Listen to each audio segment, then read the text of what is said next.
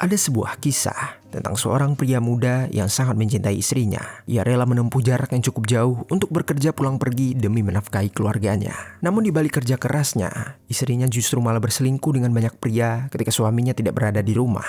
Hingga akhirnya, akibat dari perselingkuhan tersebut, suaminya ditemukan meninggal dunia dengan cara yang sangat mengenaskan. Bagaimana misteri kasus ini bisa terungkap dan apa yang menyebabkan pria tersebut meregang nyawa? Jadi, beginilah kisah di baliknya. Cerita dari kasus ini awalnya terlihat seperti seorang suami yang tidak setia dengan istrinya, dan ia berniat melarikan diri.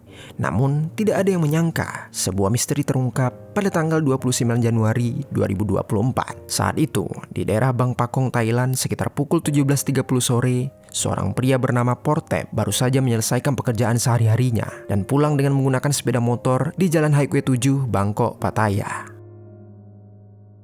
Saat Portep meluncur di jalan raya, ia sekilas melihat ke pinggir jalan di mana ada seorang pria yang melambai kepadanya dengan tatapan kosong.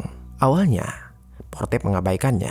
Namun, karena merasa ada sesuatu yang janggal dalam benaknya, ia memutar balik motornya untuk mengetahui apa yang diinginkan pria tersebut. Tetapi ketika Portep tiba di lokasi, apa yang ia temukan sangatlah membuat bulu kuduk merinding. Di sana, tidak ada pria yang melambai sebelumnya, melainkan hanya ada sebuah jasad yang tersembunyi di tengah rumput-rumput kering. Bau menyengat langsung terasa di udara sekitar yang menunjukkan jasad itu telah terbaring selama beberapa waktu. Dengan perasaan kaget serta panik, Portep langsung menghubungi pihak kepolisian untuk melaporkan penemuannya. Detektif yang bertugas dari kantor polisi Bang Pakong langsung tiba di lokasi kejadian untuk memulai penyelidikan. Sekitar 20 polisi dengan sigap menutup area tersebut dan mulai mengumpulkan bukti. Dari pengamatan mereka di lokasi, korban merupakan seorang pria yang mengenakan jaket hitam, kemeja polo, celana panjang, dan sepatu olahraga berwarna coklat. Posisi korban juga terbaring miring dengan anggota badan diikat dengan tali merah. Meskipun telah dilakukan penggeledahan, tetap saja tidak ditemukan barang-barang pribadi seperti ponsel korban dan kartu identitas. Polisi hanya menemukan satu set kunci. Pakar forensik dengan cepat bergabung dalam penyelidikan dan didampingi oleh seorang dokter dari rumah sakit Bang Pakong. Temuan mereka menunjukkan adanya luka tembak di sekitaran pelipis kanan, tapi pelurunya tidak tembus. Berdasarkan tingkat pembusukannya, diperkirakan korban telah meninggal dunia setidaknya 2 hari sebelumnya. Korban mungkin saja berusia 30 hingga 35 tahun dengan memiliki tinggi 175 cm. Untuk mengungkapkan identitas korban, polisi memposting pakaian dan kunci milik korban ke sosial media. Upaya mereka membuahkan hasil ketika media Bang Pakong News membagikan informasi tersebut di aplikasi Facebook, yang mana ini memicu respon cepat dari masyarakat. Masih di hari yang sama setelah berita tersebut beredar, akhirnya terungkaplah identitas korban. Pria itu bernama Tanasan Taean, atau yang biasa dipanggil Mai. Mai yang berusia 30 tahun ternyata telah menghilang sejak tanggal 27 Januari 2024. Mendapatkan informasi itu, istri Mai yang bernama Pon langsung bergegas ke tempat kejadian dengan ditemani seorang pria. Sesampainya di sana, Pon langsung mengenali suaminya dengan berdasarkan kunci yang ditemukan dan tato samurai di tubuhnya. Pon saat itu seketika menangis, putus asa, dan hampir tidak bisa dihibur. Setelah identitas korban diketahui, polisi kemudian mendalami penyelidikan dengan mengecek rekaman CCTV yang ada di sekitar. Dan mereka juga melakukan wawancara dengan orang-orang yang mengenal korban. Hal ini bertujuan untuk mengurutkan kejadian menjelang meninggalnya Mei. Mei ini sangat dihormati oleh keluarga dan teman-temannya karena sifatnya yang baik dan ramah. Ia dikenal sebagai orang yang berbakti kepada orang tua dan memiliki hubungan yang harmonis dengan istrinya, yaitu Pon. Pon ini telah dinikahinya sejak 2022. Secara profesional, Mai menjabat sebagai operator forklift di sebuah pabrik ban yang terletak di kawasan industri Amata City, Konburi. Pada tanggal 27 Januari 2024, Mai dijadwalkan untuk bekerja shift malam, sebuah rutinitas yang selalu diikutinya dengan rajin. Biasanya, Mai memarkirkan sepeda motornya di sebuah toko dekat pintu masuk gerbang kawasan. Dan di sana, dia menunggu antar jemput bus perusahaan yang mengantarkannya ke tempat kerjanya. Namun, hari itu Mai tidak ada di sana, sehingga membuat teman-temannya merasa heran, karena biasanya Mai selalu tiba tepat waktu. Temannya yang khawatir mencoba untuk menghubungi Mai, namun tetap saja pria itu tidak merespon. Hal ini belum pernah terjadi sebelumnya sejak Mai mendapatkan jabatan di pekerjaan tersebut pada tahun 2014. Karena merasa ada yang aneh, Nick, salah satu rekan kerja Mai, mencoba untuk menghubungi istri Mai. Namun istrinya mengatakan kalau Mai sudah meminta izin kepadanya untuk pergi bekerja. Investigasi polisi beralih kepada Pon untuk dimintai keterangan yang memungkinkan mengapa suaminya bisa menghilang. Menurut Pon, baik dirinya maupun Mai tidak memiliki musuh sama sekali, sehingga mungkin motif pengeksekusian bukanlah karena dendam. Pon menduga hal ini bisa saja suatu aksi perampokan yang berujung Mai meninggal dunia karena dompet, ponsel, dan sepeda motor milik Mai tidak ditemukan di lokasi. Pon mengingat kalau suaminya meninggalkan rumah pada pukul 10 malam tanggal 27 Januari. Ia berniat untuk berangkat kerja seperti biasanya. Lalu Pon mengatakan kalau dirinya tertidur setelah Mai berpamitan dengannya. Namun Pon tersentak sekitaran pukul 2:40 karena ia mendapatkan panggilan dari Nick, teman dari Mai, yang mengatakan kalau Mai tidak masuk kerja di malam itu.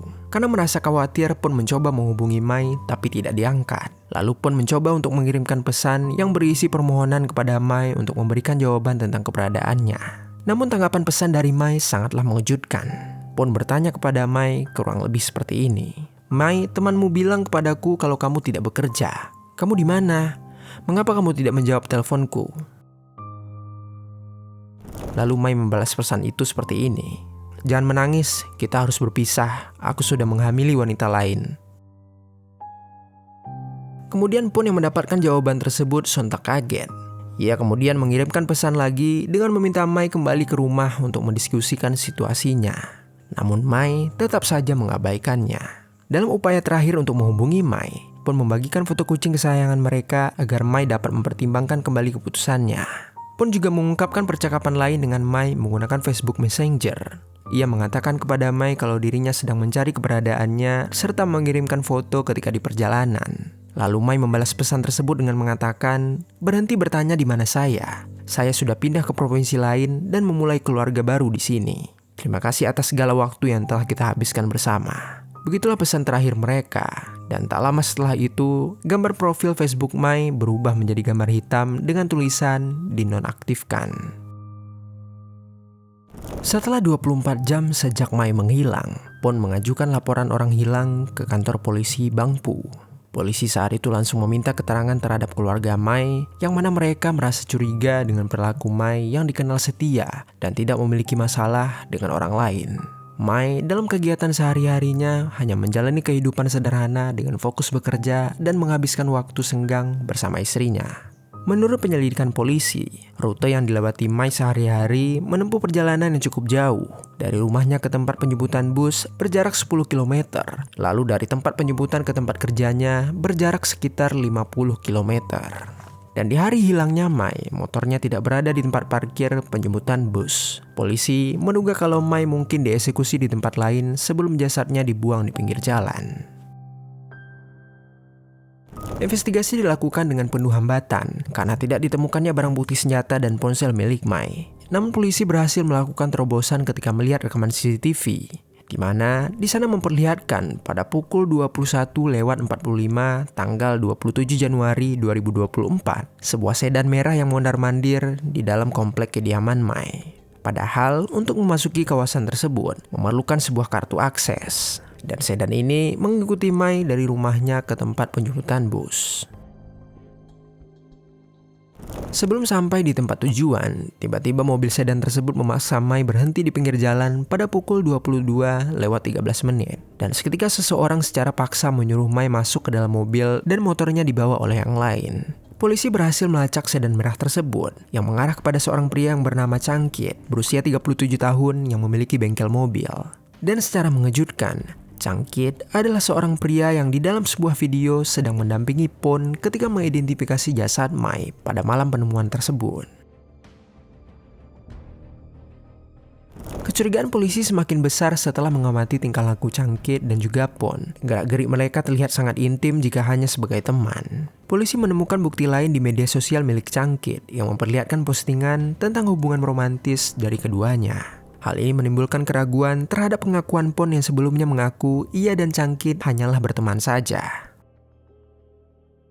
Pada 3 Februari 2024, tim investigasi berhasil menangkap Cangkit di sebuah SPBU yang terletak di Provinsi Samut Prakan. Awalnya, Cangkit langsung mengakui kejahatannya, tetapi ia menyangkal ada orang lain yang ikut membantu dirinya di dalam mobil tersebut. Cangkit juga mengaku kepada polisi tentang perselingkuhannya dengan Pon selama 3 bulan terakhir. Ia mengatakan tindakannya didorong oleh rasa cemburu ketika mengetahui Pon telah mengandung anak dari suaminya.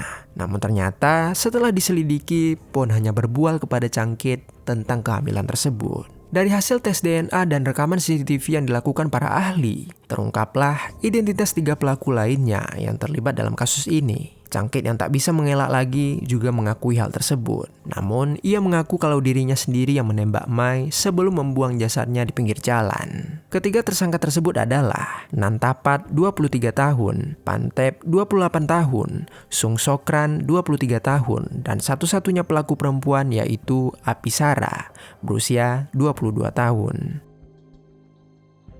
Sebagian dari mereka merupakan keluarga dan karyawan bengkel dari Cangkit. Polisi mengajukan berbagai tuntutan terhadap Cangkit dan komplotannya, termasuk perampokan, pengeksekusian berencana, penyembunyian jasad, dan penggunaan senjata api secara ilegal. Tuntutan ini dapat dikenakan hukuman yang sangat berat. Pada tanggal 4 Februari 2024, para kerabat dan sanak saudara berkumpul untuk memakamkan jasad Mai. Di antara mereka terlihat Pon yang menangis berduka dengan rasa bersalah yang sangat mendalam. Ketika ditanya, Pon bersumpah untuk tetap melajang dan mengakui perselingkuhannya. Dalam momen yang kiamat tersebut, Pon menyampaikan permintaan maafnya kepada keluarga Mai atas perbuatannya. Namun, Pon tetap menyangkal keterlibatan dirinya atas pengeksekusian terhadap suaminya itu. Penyelidik dan masyarakat merasa skeptis terhadap pernyataan Pon, terutama mengingat Cangkit memiliki kartu akses ke kawasan komplek rumah Mai dan juga Pon. Namun, Pon mengaku bahwa ia telah kehilangan kartu tersebut dengan mencurigai Cangkit telah melakukan pencurian saat bersama dirinya. Tak lama setelah mengetahui pengeksekusian terhadap Mai, rekaman CCTV pada tanggal 30 Januari 2024 mengungkapkan pertemuan Pon dengan Cangkit di kediamannya. Selain itu, ibu dari Mai juga mengungkapkan kalau Pon memiliki niat untuk mengklaim asuransi jiwa milik anaknya tak lama setelah Mai meninggal dunia. Meskipun kepribadian Pon di media sosial menggambarkan seorang istri yang setia, bukti lain muncul dengan menunjukkan kalau dia sangat suka berselingkuh dengan banyak pria ketika suaminya bekerja. Pada malam hilangnya Mai, Pon mengaku kepada polisi bahwa ia sedang tertidur. Namun faktanya, di CCTV, ia terlihat bertemu dengan pria lain di dekat kediamannya. Pon ternyata terlibat 2 perselingkuhan sekaligus. Meskipun telah melakukan penyelidikan mendalam, polisi masih gagal menemukan bukti konkret yang melibatkan Pon dalam pengeksekusian suaminya. Namun tidak dapat disangkal bahwa tindakan perselingkuhan Pon secara tidak langsung berkontribusi pada penyebab meninggalnya Mai. Keluarga Mai berharap para pelaku dapat diadili dengan seberat-beratnya. Mai merupakan seorang suami yang pekerja keras dan jujur dalam menafkahi keluarganya. Namun nasibnya harus berakhir dengan tragis di tangan selingkuhan istrinya sendiri. Begitulah kisah dari Mai dan juga Pon. Semoga kisah ini menjadi pelajaran bagi kita semua.